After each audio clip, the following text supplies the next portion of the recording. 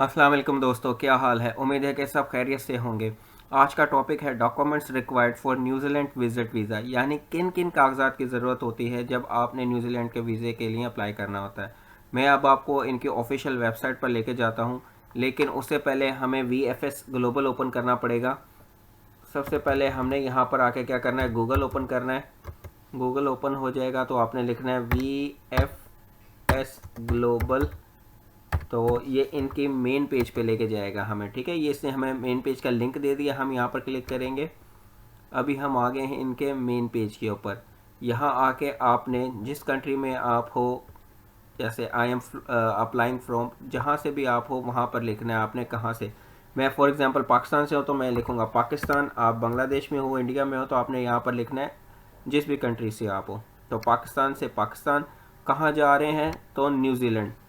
New Zealand इसको click करने के बाद मैं कहूँगा टेक मी टू वेबसाइट। इसकी जो वेबसाइट है वहाँ पर ले जाओ। तो ये VFS ग्लोबल की लोकल वेबसाइट पर लेके आ गया मुझे पाकिस्तान में। अब ये बता रहा है कि अप्लाई वीज़ा। मैं कहता हूँ हाँ, हमने अप्लाई करना है। Start now. स्टार्ट नाउ पे क्लिक किया।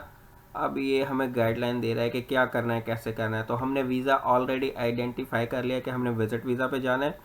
अब हम क्या करेंगे, हम बिगिन योर एप्लीकेशन पे क्लिक करेंगे यहाँ ऐसे। अब देखो यहाँ हमें ये दो ऑप्शन दे रहा है। ये इमिग्रेशन वाली दे रहा है, ठीक है। ये इमिग्रेशन से मुराद है कि न्यूजीलैंड की ऑफिशियल वेबसाइट की। उसके अलावा वो बता रहा है कि आप ये प्रिंट निकालो हार्ड कॉपी का, और उसको फिल करने के बाद वैक में जमा करा दो। जैसे पाकिस्तान में है जेरीज, फेडेक्स, तो आप ये हार्ड कॉपी बनाने के बाद वहाँ पर जमा करवा सकते हो। नहीं तो ये इमिग्रेशन की वेबसाइट पर जाके ऑनलाइन न्यूजीलैंड की अप्लाई कर सकते हो। तो हम आज ऑफिशियली ऑनलाइन अप्लाई करना चाहते हैं, तो मैं इसे क्लिक करूँगा टिक। अभी मैंने क्लिक किया है तो ये हमें कहाँ लेके जा रहा है, न्यूजीलैंड की ऑफिशियल वेबसाइट पे।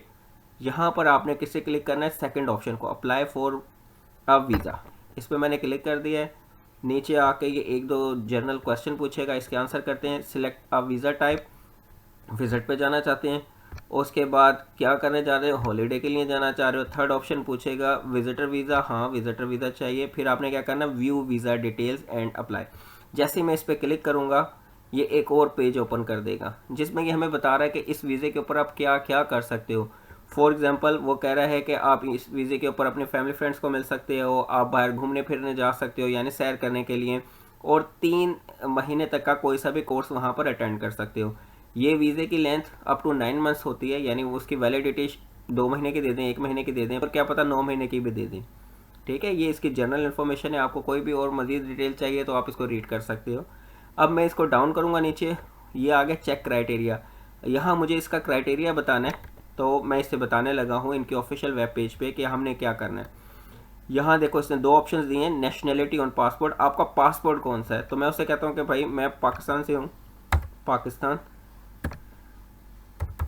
तो ये पाकिस्तान आ गया, मेरी नेशनलिटी है, मेरा पासपोर्ट पाकिस्तानी है। और मैं कहाँ से अप्लाई कर रहा हूँ, अगर आप सऊदी से हैं, आप UAE से हैं, तो आपने यहाँ पर सऊदी या UAE लिखना है। और अगर आप अपने होम टाउन में हो, जैसे इंडिया में हो तो इंडिया, पाकिस्तान में हो पाकिस्तान, बांग्लादेश में हो तो बांग्लादेश लिखना है। मैं इधर पाकिस्तान में ही हूँ तो मैं पाकिस्तान लिखूँगा। और व्यू, क्योंकि अगर हम UAE लिखेंगे या सऊदीया लिखेंगे तो वो वहाँ के वीज़ों के बारे में भी पूछेगा फिर कि वो भी जमा कराओ। तो ये अब इसके मेन रिक्वायरमेंट्स आ गई है। वो कहता है कि जी ये सारी मेन चीज़ें जो आपको सबमिट करवानी है। मैंने इनकी बड़ी अच्छे से एक डिटेल बनाई हुई है, तो मैं आपको वहाँ पर लेके चलता हूँ जहाँ ये स्लाइड्स अवेलेबल हैं।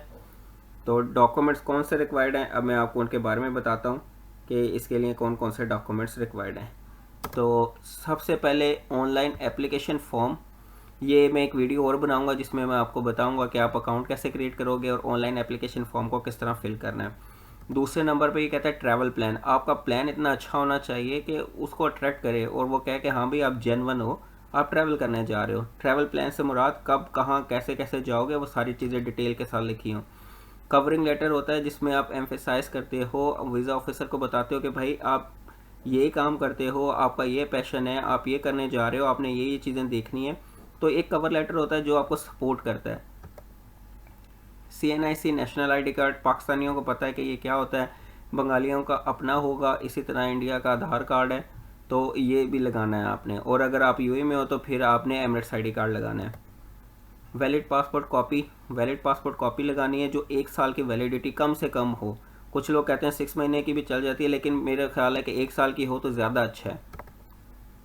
प्रीवियस वीज़ास, अगर आप कोई सी भी कंट्रीज़ को विज़िट किया हुआ है, जैसे कुछ लोग जाते हैं कतर, ओमान, सऊदी, दुबई, और उसके अलावा किसी भी कंट्री में, कोरिया, मलेशिया, सिंगापुर, तो उनके वीज़े आपने ज़रूर लगाने, और पुराने पासपोर्ट की भी जो कॉपीज़ हैं या पुराना पासपोर्ट जो भी आपका, उसकी भी स्कैन कॉपीज़ बना के रखनी है। और ये सारे डॉक्यूमेंट्स आपने PDF में रखने हैं, ये ना हो कोई JPG में हो, किसी फॉर्मेट में हो, सारे PDF में रखने हैं।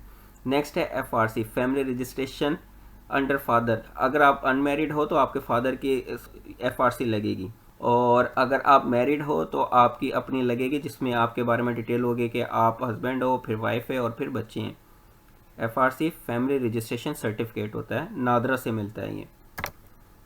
बैंक स्टेटमेंट, कम से कम 6 मंथ्स की बैंक स्टेटमेंट लगानी है आपने।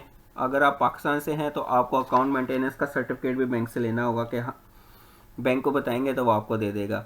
और अगर आप UAE में हैं तो 6 मंथ्स की बैंक स्टेटमेंट इनफ है।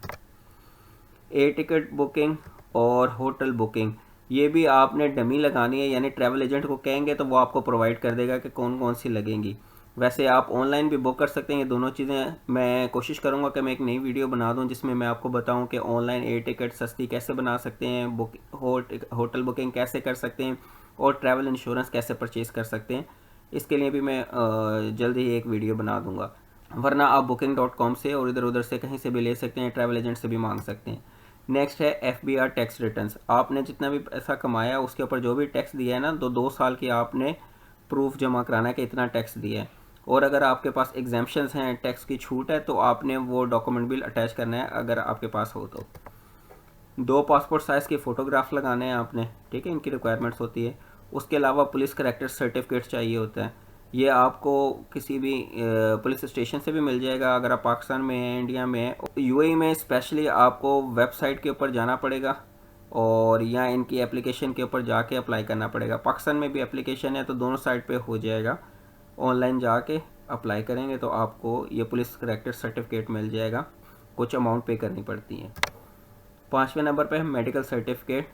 ये तब होता है आपके एम्बेसी आपको कॉल करेगी और बताएगी या ईमेल करेगी कि हमें ये डॉक्यूमेंट्स रिक्वायर्ड हैं तो ये हमें प्रोवाइड करो। अगर वो मांगेंगे तो फिर आपने किसी भी मेडिकल इंस्टीट्यूट में जाना है, वहाँ से टेस्ट करवाने, और वो वहाँ पर लिख के दे देंगे कि he is fit, everything is okay, कोई ट्रांसमिटेबल डिजीज़ नहीं है।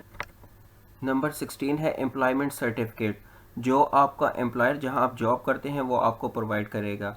इसके ऊपर वो मेंशन करेगा आपकी क्या पोजीशन है, क्या सैलरी है, कब से काम कर रहे हो, और आपकी कितने दिन की छुट्टी अप्रूव हुई है, लाइक कितने पीरियड, 10 दिन की, 15 दिन की। तो ये सबसे इम्पोर्टेंट डॉक्यूमेंट है, ये डॉक्यूमेंट सबमिट करवाने हैं। नेक्स्ट आता है कि बिजनेसमैन की क्या रिक्वायरमेंट्स है। अगर आप बिजनेसमैन हैं तो आपको जो मैंने डॉक्यूमेंट्स बताए हैं उनके अलावा और क्या डॉक्यूमेंट्स चाहिए। तो सबसे पहले आपको आपके पास विजिटिंग कार्ड होना चाहिए, प्रूफ ऑफ बिजनेस ओनरशिप होना चाहिए कि हाँ भाई आप इस बिज़नेस के मालिक हो, ठीक है। और उसके अलावा बिज़नेस रजिस्ट्रेशन होनी चाहिए, चैम्बर ऑफ कॉमर्स का लेटर होना चाहिए कि हाँ भाई आप चैम्बर ऑफ कॉमर्स में रजिस्टर हो और ये आपकी कंपनी का नाम है। तीसरे नंबर पे आपकी पार्टनरशिप डीड अगर हो, जैसे कि 2 बंदे 3 बंदे मिलकर काम करते हैं तो उनके दरमियान एक पार्टनरशिप हुई होती है, वो डॉक्यूमेंट भी आपके पास होना चाहिए। चौथा मेन, अगर आप बिज़नेस इनविटेशन के लिए जा रहे हो, किसी ने आपको इनवाइट किया न्यूजीलैंड से, तो फिर आपने इनविटेशन लेटर लगाना है। अगर नहीं किया तो फिर ज़रूरत नहीं है इसकी। और कॉन्टैक्ट पर्सन की डिटेल्स भी बतानी है कि कौन बंदा आपको इनवाइट कर रहा है, किससे आपने जाके मिलना है, कितना टाइम मिलना है, तो वो सारी डिटेल्स इधर बतानी है। और इसके अलावा आपको लगता है कि कोई भी डॉक्यूमेंट जो आपको सपोर्ट कर सकता है तो आपने वो भी अटैच कर देना है। फिर है स्टूडेंट के लिए, यानी अगर आप स्टूडेंट हो, इंडिया में हो, पाकिस्तान में हो या बांग्लादेश में हो, तो आपने क्या करना है, जो सबसे पहले डॉक्यूमेंट्स बताए थे उनके अलावा आपने स्टूडेंट कार्ड लगाना है। बोनाफाइड लेटर आपको स्कूल, कॉलेज, यूनिवर्सिटी से मिल जाएगा, जिसमें वो बताएंगे कि जी आप इस कॉलेज, यूनिवर्सिटी के स्टूडेंट हो और आप छुट्टियों पर जा रहे हो। तीसरे नंबर पर स्कूल से कंफर्म लीव अप्रूव कॉपी चाहिए होगी कि हाँ भाई ये बंदा इसलिए जा रहा है तो इसको हम लोग छुट्टी दे रहे हैं। बस ये सारे डॉक्यूमेंट्स हैं जिनकी आपको ज़रूरत पड़ेगी। अब मैं आपको दोबारा इनकी वेबसाइट पे, न्यूजीलैंड वालों की ऑफिशियल वेबसाइट पे लेके आया हूँ। यहाँ पर मैंने आपको दिखाना है कि इनका प्रोसेस क्या है और इनकी फ़ीस क्या है। तो सबसे पहले मैं क्लिक करता हूँ चेक फीस एंड प्रोसेस। यहाँ पर दो ऑप्शंस आपको नज़र आएंगी, ऑनलाइन एप्लीकेशन फॉर्म और पेपर। पेपर का मैंने ऑलरेडी बता दिया कि कहाँ जमा होगा, तो मैं ऑनलाइन का बताता हूँ आपको। मैं कह रहा हूँ ऑनलाइन फॉर्म है। अब ये पूछ रहा है कितने बंदे जाने हैं, तो आपने जितने बंदे जा रहे हो उन सब का डिटेल्स बतानी है। अब आरे केस में मैं डालता हूँ कि एक ही बंदा जा रहा है, तो ये अभी मुझे बताएगा कि कितनी फ़ीस है। देखो डॉलर्स में ये है न्यूजीलैंड डॉलर्स, तो इसने मुझे बता दिया कि ये फ़ीस है 246 न्यूजीलैंड डॉलर इसकी फ़ीस है। उसके बाद टाइम फ्रेम बता रहा है वो कि 50 डेज़ के अंदर अंदर 90% एप्लीकेशन को ये लोग क्लियर कर देते हैं, यानी रिज़ल्ट बता देते हैं वीज़ा लगा नहीं लगा। और एवरेज प्रोसेसिंग टाइम है 22 दिन का, कोई सी भी एप्लीकेशन जाएगी तो 22 दिन के अंदर एवरेज टाइम में हो जाती है। फिर वो कहते हैं कि क्या स्टेप्स आपको फॉलो करने चाहिए। डॉक्यूमेंट्स मैंने आपको ऑलरेडी बता दिए हैं।